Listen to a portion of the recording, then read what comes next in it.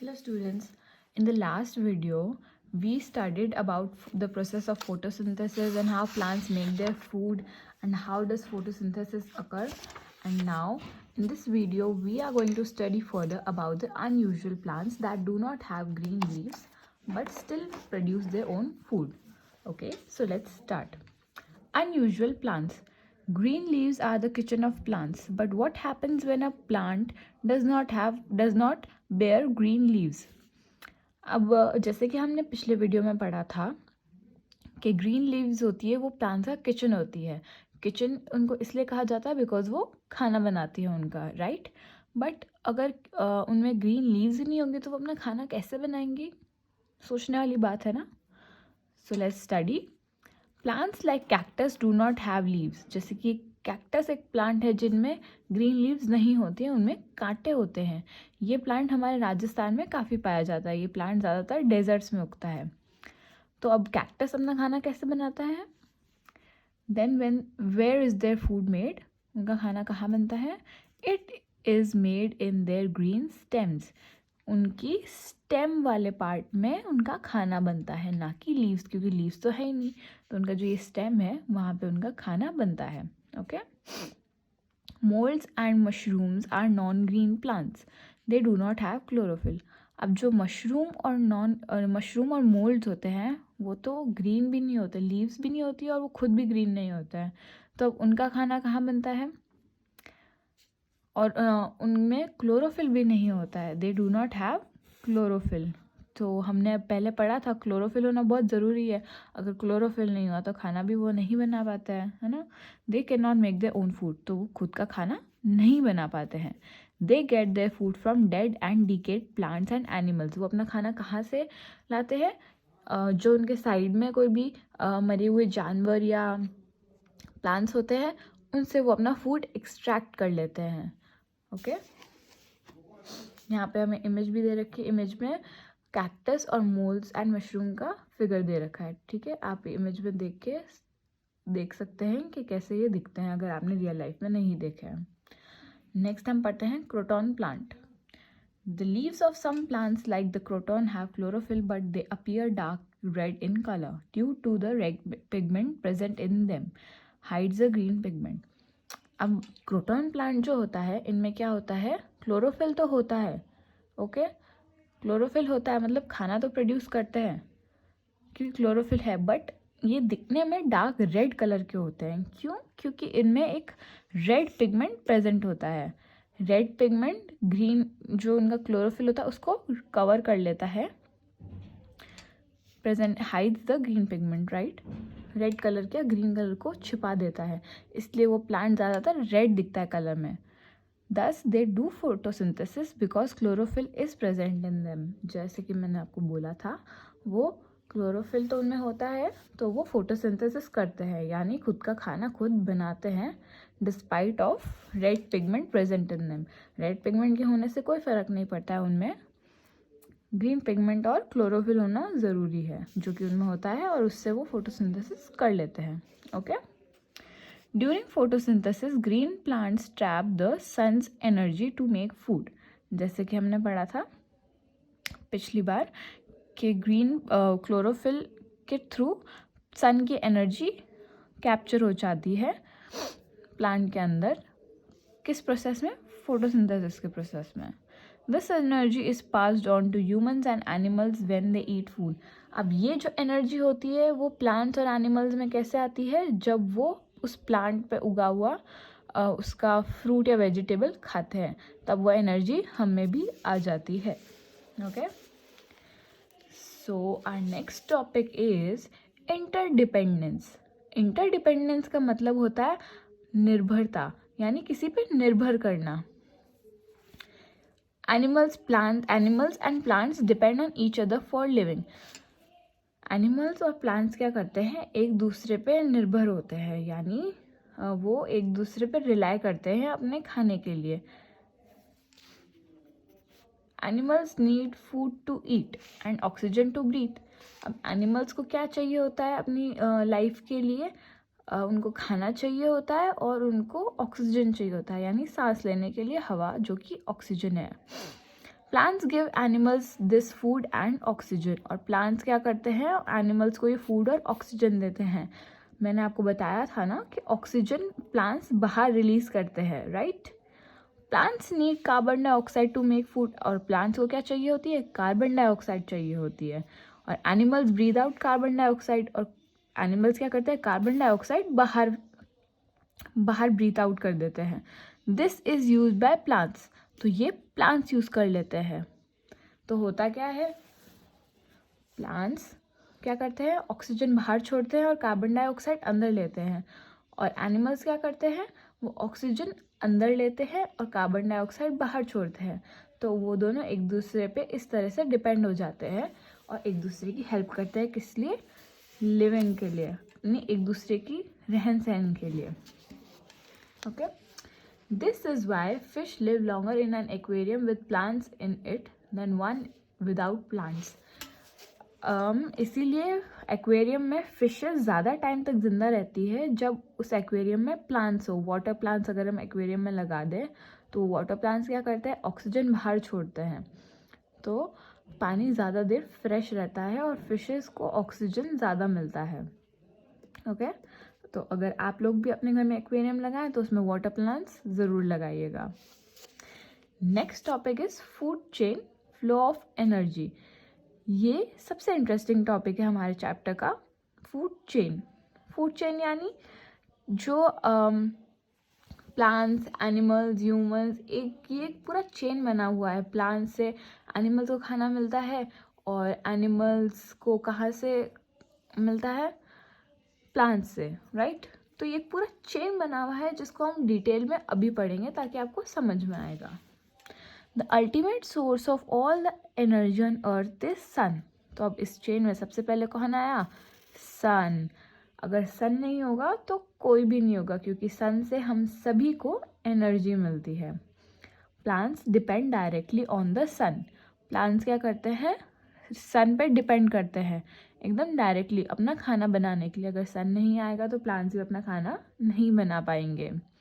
They trap the sun's energy during photosynthesis to prepare food. So the plants are called producers. Plants क्या करते हैं, सन से energy लेते हैं और अपना खाना बनाते हैं, तो इसीलिए उन्हें खुद को क्या कहा गया है, प्लांट्स को प्रोड्यूसर्स कहा गया है, जो कि खुद बनाते हैं, प्रोड्यूस करते हैं. Okay, all animals and human beings depend indirectly on the sun's energy by consuming plants and other animals as food. अब ह्यूमंस और बाकी एनिमल्स इनडायरेक्टली सन पे डिपेंडेंट होते हैं. क्यों, क्योंकि ह्यूमंस और एनिमल्स दोनों प्लांट्स खाते हैं, तो प्लांट्स में एनर्जी किससे आती है, सन से, राइट. तो इनडायरेक्टली हम भी सन पे ही डिपेंडेंट हुए. सन से प्लांट में एनर्जी आई और प्लांट से हम में, तो अल्टीमेटली हमें भी सन की ज़रूरत होती है ताकि प्लांट्स अपना प्रोड्यूस कर सकते, क्या, खाना, right. Sun's energy consuming plants and other animals as food.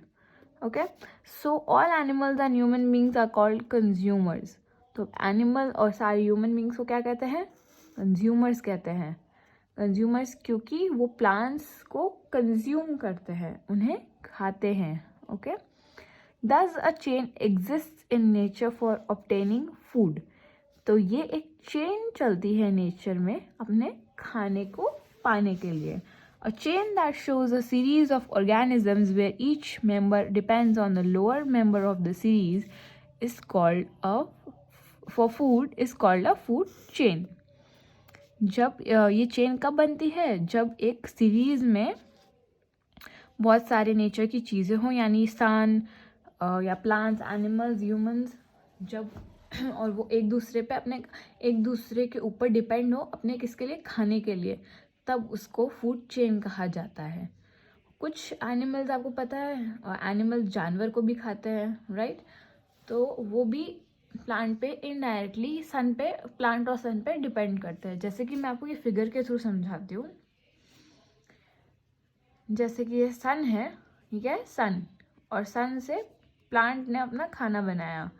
Okay, अब प्लांट को कौन खाता है, डियर खाता है. प्लांट को डियर ने खाया, अब डियर को भी क्या, लायन खा जाता है. ओके, अब लॉयन के खा जाने से लॉयन किस पे, डियर पे डिपेंड हुआ, और डियर किस पे, प्लांट पे, और प्लांट किस पे, सन पे। तो इनडायरेक्टली लायन भी सन पे डिपेंडेंट है, क्योंकि अगर सन नहीं होगा तो ये दोनों चीज़ें नहीं होगा, और अगर ये दोनों चीज़ें नहीं हुई तो लायन भी अपना खाना नहीं खा पाएगा। तो ये एक पूरी चेन हो गई। लायन इस पे, डियर पे डिपेंड है, डियर प्लांट पे, और प्लांट सन पे। ओके, आई होप ये आपको क्लियर हो गया हो। इसे फूड चेन कहते हैं। If something in the food chain disappears, it causes a problem for all the other animals in the food chain. अगर इनमें से कोई भी एक चीज़ हट जाए तो बाकी सब चीज़ों के लिए, पूरी फूड चेन के लिए डिस्टर्बेंस क्रिएट हो जाएगी। For example, if the grass dies because there isn't enough rain, then the deer won't have enough food to eat. अब यहाँ पे एक एग्जाम्पल दिया हुआ है, अगर प्लांट्स यानी जैसे कि ग्रास जो डियर खाते हैं वो नहीं हो, क्योंकि बारिश कम हुई, तो क्या होगा, डियर के लिए खाने के लिए ग्रास नहीं बचेगी। द डियर स्टार्व यानी भूखा रहना, then the carnivores that eat them will also go hungry. अब अगर क्या होगा, डियर के पास खाने के लिए ग्रास नहीं रहेगी तो वो भूख से मर जाएगा, और अगर डियर मर जाएगा तो लायन के पास भी खाने के लिए कुछ भी नहीं रहेगा, और लायन भी हंग्री होगा एकदम। If birds disappear then the insects that they normally eat will increase. और अगर बर्ड्स सारी की सारी गायब हो जाए जो कि इंसेक्ट्स खाती है, तो इंसेक्ट्स बहुत सारे हो जाएंगे, बहुत ज़्यादा बढ़ जाएंगे। The insects will then eat too much of the plant life. और इंसेक्ट्स क्या करते हैं, प्लांट्स को खाते हैं, तो बहुत सारे इंसेक्ट्स होने की वजह से प्लांट्स कम हो जाएंगे, causing a shortage of food for other plant eaters. और फिर क्या होगा, जो प्लांट्स से ह्यूमंस या फिर दूसरे एनिमल्स को खाना मिलता है उनके लिए वो कम हो जाएगा। तो अब नेक्स्ट जो ये वाला एग्जाम्पल हमें दिया, इससे हमें क्या पता चलता है, सिर्फ ये एक फूड चेन नहीं है, ऐसी बहुत सारी फूड चेन्स हैं जिसके बारे में आप अपनी आगे आने वाली क्लासेस में पढ़ेंगे। एक ये हमें बेसिक फूड चेन दे रखी है ताकि आप समझ सके कि ये कैसे वर्क करती है। Okay, balance in nature. Plants and animals help maintain the balance of oxygen and carbon dioxide in nature. To maintain the balance, अब हमने ये पहले पढ़ा था कि प्लांट्स और एनिमल की वजह से नेचर का बैलेंस रहता है एकदम अच्छे से, प्रॉपर तरीके से, क्योंकि एक जना ऑक्सीजन अंदर लेता है और दूसरा carbon dioxide. Plants carbon dioxide अंदर लेते हैं और एनिमल्स ऑक्सीजन को, और वो दोनों ही दूसरी गैसेस बाहर छोड़ते हैं जो एक दूसरे के उनके काम आ जाती है। इससे क्या होता है, नेचर का बैलेंस बराबर रहता है, कभी भी डिस्टर्ब नहीं होता है। ओके, ये आपको ऐसे इमेजेस दे रखी है गार्डन की और डियर्स वगैरह की। Okay, between plants and animals we have to protect them. अब हमें क्या करना चाहिए, प्लांट्स और एनिमल्स को प्रोटेक्ट करना चाहिए। सारे प्लांट्स, हमें प्लांट्स उगाने चाहिए, नए ट्रीज लगाने चाहिए, और सारे एनिमल्स का भी ध्यान रखना चाहिए, उन्हें भी हार्म नहीं पहुंचाना चाहिए। Programs like Van Mahotsav promote the planting of trees and make people aware of the harm caused by cutting them down. अब वन महोत्सव एक इवेंट है जिसमें क्या किया जाता है, प्लांट्स को ग्रो करने के लिए प्रमोट किया जाता है, लोगों को बताया जाता है कि आपको प्लांट्स ज़्यादा से ज़्यादा उगाने चाहिए ताकि नेचर का बैलेंस बराबर रह सके। Okay, under wild life protection program, wild animals are given special protection in forests, reserves and sanctuaries. और वाइल्ड लाइफ प्रोटेक्शन प्रोग्राम्स क्या होते हैं, ये प्रोग्राम्स वो होते हैं जिनमें जंगली जानवरों को अच्छे से सुरक्षित जगह पे रखा जाता है और उनकी देखभाल की जाती है, जैसे कि फॉरेस्ट रिजर्व और सेंचुरीज़। वो स्पेशली इनके लिए सेंचुरीज़ और रिजर्व बनाए जाते हैं ताकि वो एनिमल्स वहाँ पे अच्छे से रह सके और दूसरे ह्यूमंस या कोई भी उन्हें हार्म नहीं पहुँचा सके। तो अभी हमने लास्ट में क्या पढ़ा कि हमें प्लांट्स और एनिमल्स दोनों का ही ध्यान रखना चाहिए। अगर वो दोनों नहीं होंगे तो ह्यूमंस को भी बहुत इफेक्ट करेंगे। ये ट्रू फैक्ट भी हम पढ़ते हैं। Chipko movement started in 1970, was a non-violent movement aimed at protection and conservation of trees and forests from being destroyed. The name of Chipko movement originated from the word embrace, as the villagers used to hug trees and protect them from the woodcutters from cutting them. 1970 में क्या हुआ था, एक non violent यानी अहिंसा वाला एक event start किया गया था। उसमें क्या करते थे लोग, गांव के लोग करते थे, ट्री के जाके चिपक जाते थे, उसको हक कर लेते थे, ताकि जो वो कट करने वाले लोग थे वो उनको कट नहीं कर सके। ये मूवमेंट उन गांव वालों ने इसलिए किया ताकि ट्रीज़ वो प्रोटेक्ट कर सके। अगर बेमतलब पेड़ काटने लग जाएंगे हम लोग तो फॉरेस्ट बचेंगे ही नहीं और सारा नेचर का बैलेंस डिस्टर्ब हो जाएगा। इसलिए ये चिपको मूवमेंट स्टार्ट हुआ था। तो आप लोग भी प्लांट्स का ध्यान रखें और से ज़्यादा ट्रीज़ उगाएं और अपने घर वालों को भी यही करने को कहें। ओके, और अब आप अच्छे से चैप्टर रीड करिएगा, समझिएगा, और मैं ये सारी एक्सरसाइजेज आपको PDF के द्वारा सेंड कर दूँगी। Okay, thank you.